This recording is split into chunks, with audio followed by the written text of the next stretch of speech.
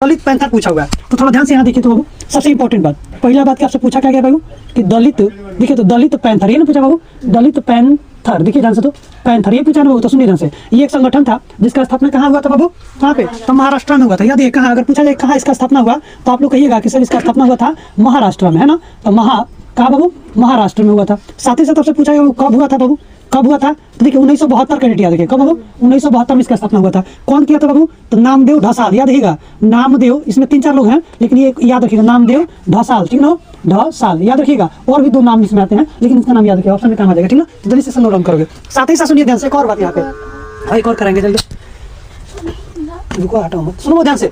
अब देखिए इसके बाद से जो आपसे प्रश्न पूछा गया है, इंपॉर्टेंट सुनिए, कौन सा संवैधानिक संशोधन नगरीय स्थानीय स्वशासन से संबंधित है, संशोधन से प्रश्न पूछा गया है। तो दोनों का दोनों यहाँ पे संशोधन को करा देते ताकि आपको डाउट क्लियर हो जाएगा ना। अब देखिए ध्यान से बोर्ड पे थोड़ा सा भी लोग भाई इंपॉर्टेंट है, यहाँ देखिए जी सभी लोग, देखिए सबसे इंपॉर्टेंट पहला बात बाबू, यहाँ देखो जी भारतीय, यहाँ देखिए ऐसे प्रश्न पूछा जाएगा आपसे, देखिए सुनिए जी, भारतीय संविधान संशोधन, क्या कहिएगा आप लोग, यहाँ देखिए ना भाई, यहाँ देखिए संविधान क्या कहेगा, सुनिए संविधान क्या बाबू, संशोधन, समझिए ध्यान से, सुनो सब, संशोधन। देखिए यहाँ पे जी इससे मैं क्या पूछेगा, प्रमुख बता देता आप सभी को। पहला जो आपसे पूछा गया है कौन था बाबू, तो 73वां, देखिए ध्यान से आपसे कहा जाएगा 73वां संविधान संशोधन जो हुआ था, क्यों हुआ था, किससे संबंधित है, सुनिए ध्यान से। तो ये हुआ था कब बाबू है, सुनो 1993 की घटना है, याद रखिएगा, है ना। 1993 में हुआ था, क्यों हुआ था बाबू, तो इसके द्वारा पंचायत क्या आया था बाबू, तो पंचायत राज व्यवस्था आया था, पंचायत राज व्यवस्था आया था। सुनते रहो ध्यान से, यहाँ पे सुनो ना, यहाँ पे सुनो तो कहना खाली, देखो पहले पंचायत राज व्यवस्था का था वो 73 से 1993 के दौरान, ठीक ना। सुनिए सबसे पहला बात, भारत में पंचायती राज व्यवस्था कितना स्तरीय है, बताइए कितनी स्तरीय है, हाँ ये पूछा गया आपसे, कितनी स्तरीय है बाबू,